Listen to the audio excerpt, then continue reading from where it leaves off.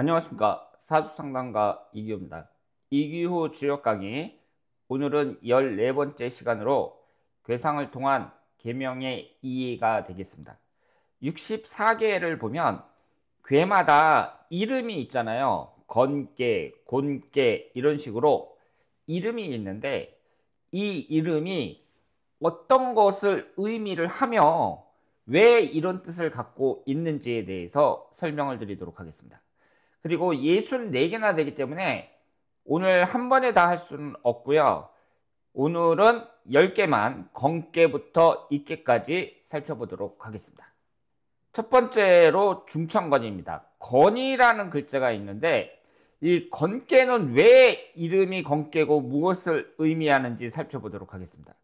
그런데 여러분들이 이 이름이라는 게 있잖아요. 그 괴를 이해하는데 중요합니다. 그런데 이 이름 하나로 모든 것을 알 수는 없고요. 그리고 한자 사전을 찾아봤을 때 한자 사전에 나와 있는 것과 똑같은 의미를 갖고 있는 경우도 있지만 그렇지 않은 경우도 있다는 거 명심하셔야 됩니다. 거는 하늘 건자잖아요. 하늘을 상징합니다. 그리고 6개의 효 모두가 양효로만 되어 있잖아요. 양의 최고치를 나타낸단 말이에요. 양이라는 것은 남자답고 박력있고 배짱있고 강하고 이런 걸 나타내기 때문에 강건한 기운을 상징한다, 이렇게 말씀을 드릴 수 있습니다. 학계와 상계가 모두 건계로만 되어 있어요. 그래서 이 건이라는 거, 중천건에서 건은 강건하고 하늘, 아버지 등을 상징한다고 말씀을 드릴 수 있겠습니다. 두 번째로 중지곤입니다. 중지곤은 그 반대겠죠. 이 곤이라는 것이 땅곤자거든요. 땅을 상징하고요. 어머니를 상징하니까 이 곤은 유순함을 나타냅니다. 6개의 효가 모두 음으로만 되어 있습니다. 음이라는 것은 양과 반대로 강한 게 아니라 부드럽고 그리고 차분한 성향을 나타내죠. 따라서 이 곤이라는 것은 유순하고 땅을 상징한다, 이렇게 볼 수 있습니다. 그래서 이 공ቄ가 나왔을 때 우리는 이 기운을 우선 이 곤이 의미하는 그 의미를 잘 생각을 해봐야 된다, 이렇게 볼 수 있습니다. 세 번째로 수레둔이 되겠습니다. 이 글자는 둔이라고 읽기도 하고 준이라고 읽기도 해요. 그러면 이 수레둔이 그 의미를 보면 나아가기 어렵다, 이렇게 이해를 하시면 되겠습니다. 이것은 한자 뜻하고 달라요. 그러니까 여러분들이 64개의 괴명을 이해할 때 한자 사전 찾아보면서 이거하고 뜻이 다른데, 이렇게 말씀하시면 안 됩니다. 그렇기 때문에 이 해석이라는 게 있잖아요. 이 괴명의 해석도 좀 주관성이 많이 들어갔다고 봐야죠. 그 강의하는 사람들마다 전부 내용이 다르다고 볼 수 있습니다. 그런데 이 수레주는 나아가기 어렵다는 의미를 갖고 있는데, 왜 나아가기 어렵겠어요? 위에 보면은 이 상계는 감계가 되어 있죠. 육감수에 해당이 되고 밑에는 사질내에 해당이 됩니다. 그러면 위에는 물을 나타내는데요. 물이라는 것은 위험을 나타낸다고 제가 말씀을 드렸습니다. 이 감계는 위험을 나타내요. 그리고 진계는 뭐라고 말씀을 드렸죠? 움직임을 나타낸다고 말씀을 드렸습니다. 그러면 밑에 있는 학계가 움직임이고 위에 있는 상계가 위험한 거잖아요. 밑에서 움직이려고 했는데 보니까 위험한 물이 있어요. 그러니까 어떻게 돼요? 가던 것을 멈췄다, 나아가기 어렵다, 이런 의미를 상징한다고 말씀을 드릴 수 있겠습니다. 그리고 여러분들이 이 수레준에서 생각할 수 있는 게 이 위험이라는 게 있잖아요.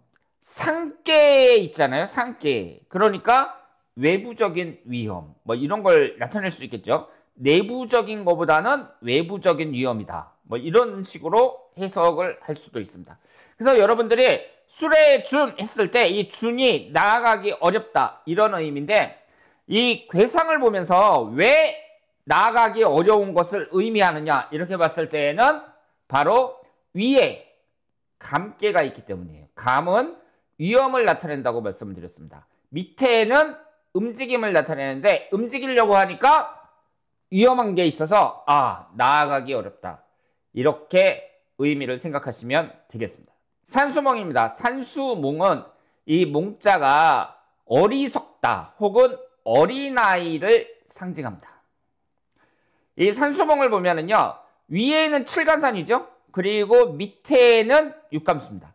그러면 이 감깨가 위험함을 나타낸다 그랬잖아요. 근데 이 산은 뭐예요? 산이 막혀서 멈춘 거죠. 그러면 이 산수몽에 위로는 산이 막히고 아래로는 위험한 물이 있으니까 혼돈스러운 상태라고 볼 수 있어요. 그런데 이것은 위험을 나타내는 육감수가 학계에 있잖아요. 학계에. 그러니까 학계에 있다는 것은 내부적인 요인에 의한 위험을 나타낸다고 말씀을 드릴 수 있습니다. 그러니까 만약에 괴를 딱 뽑았는데 산수몽이 나왔어요. 그러면 혼돈스러운 상태인데 그 이 혼돈스럽게 된 그 원인이 무엇이냐? 위험한 요소가 어디에 있느냐? 바깥에보다는 내부에 있을 가능성이 높다. 이렇게 볼 수 있습니다. 몽개는 혼돈스러운 상태예요. 막 산이 막히고 그리고 또 밑으로는 위험한 물이 있고 그래서 혼돈스러운 상태를 나타냅니다. 수천수를 보겠습니다. 수천수는 위에가 이제 육감수고요. 밑에가 그 건이천이 있죠. 그러면 여기에 보시는 것처럼 학계는 건으로 되어 있고 상계는 육감수예요. 그러니까 뭐예요? 하늘 위에 물이 있는 거죠. 하늘 위에 물이 있는 거예요. 그러면 이 수가 기다린다는 뜻인데 왜 기다려요? 그것도 이 상계, 이 괴에서 의미를 찾으셔야 되는데 하늘이라는 것은 올라가려는 양의 기운이거든요. 이 건깨는. 근데 올라가려고 하는데 위에 뭐가 있어요? 물이 있지요. 위험하단 말이에요.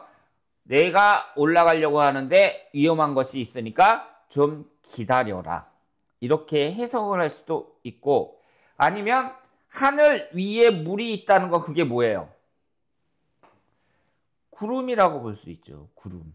그래서 이제 곧 비가 돼서 내린다. 이렇게 해석할 수 있거든요. 그러면 위에 이제 수증기가 있는데 이게 물이 돼갖고 비가 돼서 내릴 거니까 그때까지 기다려라. 이런 의미도 갖고 있다고 말씀을 드릴 수 있습니다. 천수송을 보겠습니다. 이 천수송은 하늘이 상계가 건계고요. 그리고 학계가 육감수, 위험을 나타내는 물이 있습니다. 이번에는 하늘 밑에 물이 있는 거죠. 위에는 강건한 하늘이 있고 밑에는 위험한 물이 있어요. 이 송자는 소송한다는 뜻입니다. 소송한다. 그러면 이 괴상을 봤을 때 이것이 왜 천수성이 왜 소송한다는 뜻이 되느냐? 일단 상계라는 것은 상간을 나타내잖아요. 이 상간은 강건해요. 근데 밑에 있는 이 부하는 어때요? 위험한 요소를 갖고 있다는 얘기니까 이 사람이 좀 간사하다. 이렇게 말씀을 드릴 수 있습니다.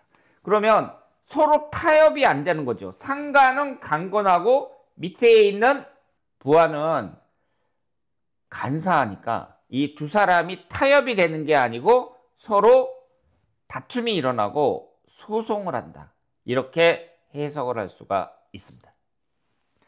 그래서 여러분들이 지금 이 괴상을 보면서 괴의 모양을 보면서 왜 이 이름이 괴의 이름이 이런 의미를 갖고 있는지 살펴보는 시간을 갖고 있습니다.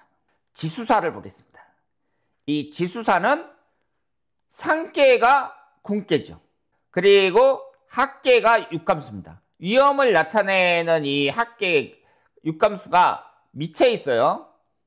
그러면은 이 사자는 보통 스승사자로 한자 사전에 나와 있는데 여기에서 이 사자는요 군대, 전쟁을 상징합니다. 그러면 여기서 보세요. 맨 위에 있는 게 땅인데 땅 밑에 뭐가 있는 거예요? 물이 모여 있는 거예요.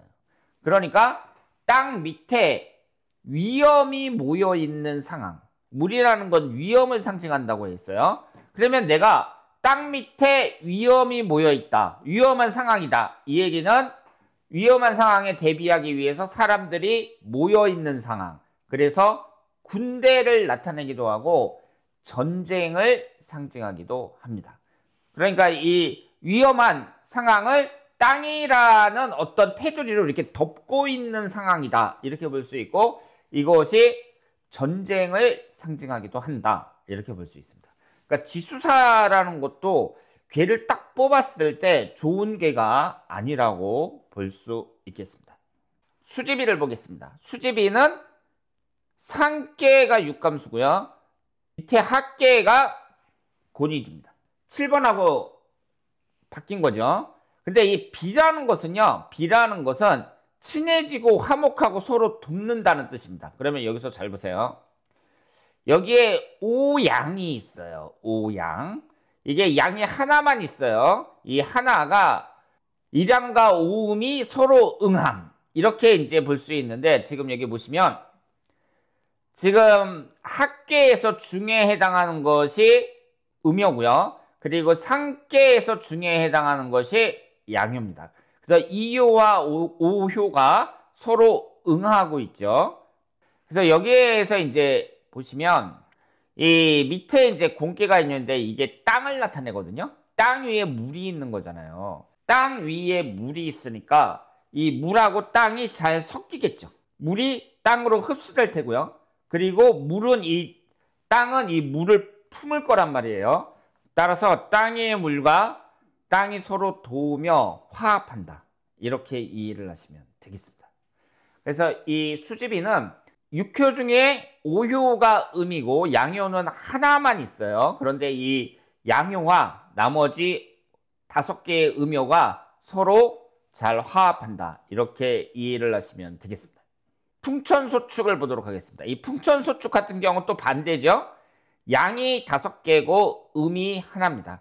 밑에는 건깨고요. 위에는 손깨입니다. 오손풍이죠. 그러면 하늘 위로 바람이 있는 거예요.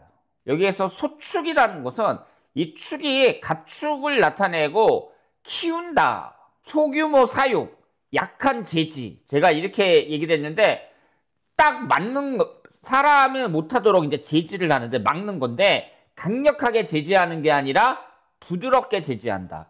이렇게 생각을 하시면 되겠습니다. 그러면 여기 사효의 음이 있는데 이 사효가 뭐예요? 신하를 나타내죠. 오효가 왕이잖아요. 사효의 음이 나머지 양을 제지한다.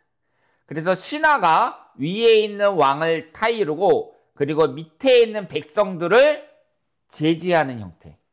윗사람한테도 그게 아닙니다. 이렇게 얘기하고 밑에 사람들한테도 이게 아닙니다. 이렇게 얘기하는 상태로 약한 제지라고 말씀을 드렸어요. 이 축이라는 것은 모은다는 뜻도 있기 때문에 소축이라는 것은 이제 적은 사람들을 모은다. 혹은 그래서 약하게 제지한다. 이런 뜻이 있습니다. 그래서 여기서는 음이 하나고 양이 5개예요. 양이라는 것은 이제 강건한 걸 나타내는데 이 음이 나머지 5개의 양을 부드럽게 제지하는 그런 형상이다. 이렇게 생각을 하시면 되겠습니다. 이번에는 10번째로 천택리가 되겠습니다. 천택리에는 이 건깨가 상깨고요. 위에 있고 그리고 이 밑에는 이제 이태택이 있는 거죠. 그러면은 이 이태택이라는 것은 상징하는 게 가족관계에서는 소녀를 나타냅니다. 막내딸, 소녀를 나타내요. 그러면 여기서 보세요. 건이 위에 있는데 이것은 강력한 기운이죠. 양적인 강력한 기운이란 말이에요. 근데 밑에 있는 이 소녀는 좀 유약하죠. 그래서 리라는 것은 발로 밟음 혹은 실천함 혹은 붙음 이런 뜻이 있는데 유약한 태가 강건한 건을 따라가는 형상이다. 강건한 이 건을 따라서 밑에 있는 태가 따라가는 형상이다. 이렇게 볼 수 있고 소녀가 호랑이, 강건한 이 호랑이의 꼬리를 딱 밟은 상태다. 이렇게 볼 수 있습니다. 그런데 여기서 이제 소녀가 호랑이의 꼬리를 밟았는데 이것이 강한 게 아니거든요. 유약함을 나타내고 부드럽게 밟았다. 이렇게 볼 수 있기 때문에 호랑이가 이 소녀를 물지 않습니다. 따라서 소녀가 호랑이 꼬리를 딱 밟았는데 호랑이는 소녀에게 덤벼들지 않는 거죠. 부드럽게 물었으니까. 그래서 결과는 길하다. 이렇게 볼 수 있습니다. 그래서 이번 시간에는 우리가 이 괴상을 보면서 이 괴의 이름이 왜 이런 의미를 갖고 있지? 이걸 한번 가볍게 살펴보는 시간이라고 볼 수 있어요. 64개를 하나하나 이제 자세하게 들어가기 전에 한번 가볍게 여러 번 훑어본다. 이렇게 이해를 하시면 되겠습니다. 자, 그러면 오늘은 64개의 계명을 이제 10번째 리케까지 봤고요. 이제 다음 시간에는 또 11번째부터 20번째까지 찾아보도록 하겠습니다. 대단히 감사합니다.